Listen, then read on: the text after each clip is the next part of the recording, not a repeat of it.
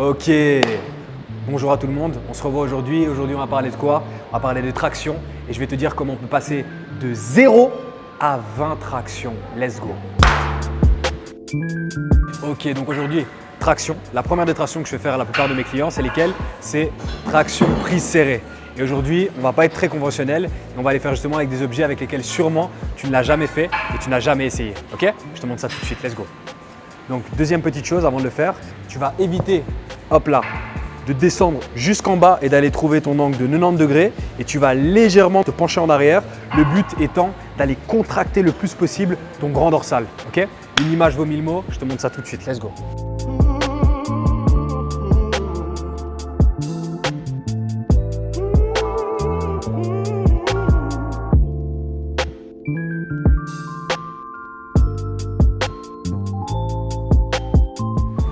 La contraction. Wouhou.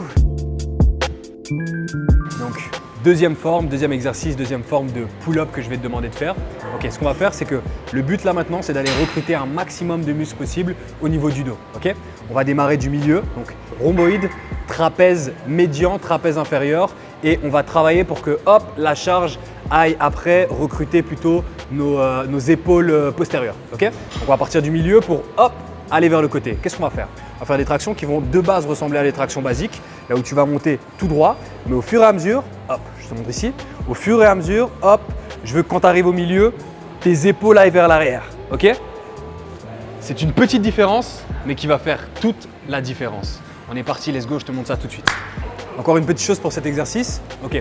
Je peux choisir différents types de grip. Si je choisis d'avoir une largeur qui va être égale à celle de mes épaules, je vais plus justement être dans ce milieu du dos. Tandis que plus je vais aller chercher quelque chose de plus large, plus je vais aller me situer beaucoup plus large, donc au niveau de mes épaules postérieures. Je te montre ça, let's go.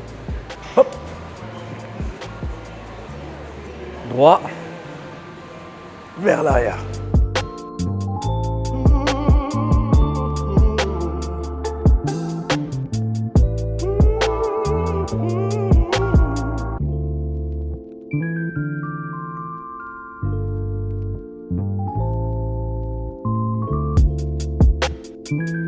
Donc maintenant que ton dos se construit ou est à moitié cassé, je vais te parler d'une troisième pull-up, ma préférée, sûrement la plus difficile. Le but c'est quoi? Maintenant, ce qu'on va faire, c'est que je vais faire une traction entre guillemets normale, classique. Et quand je vais tirer, dans tout le mouvement, là où tu vas tirer, tu vas faire revenir un maximum les épaules vers l'intérieur, ce qui va aller activer ton dos d'une manière que tu n'as jamais connue. Ok? On essaye ça tout de suite, c'est parti.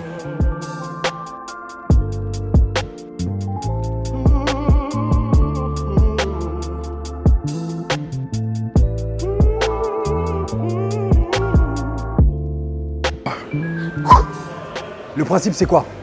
Le principe, c'est que quand tes épaules vont aller vers l'intérieur, ça va mettre ton grand dorsal dans une position tellement désavantageuse que ça va l'obliger à aller se contracter encore plus pour pouvoir te permettre d'aller jusqu'au bout. Encore une fois, l'amplitude de mouvement n'a pas à être à 100%. Le but, ce qu'on recherche ici, c'est la contraction. Tu vas sentir qu'au bout d'un moment, quand tu vas arriver à un certain degré, ta contraction sera à 100%. Ok?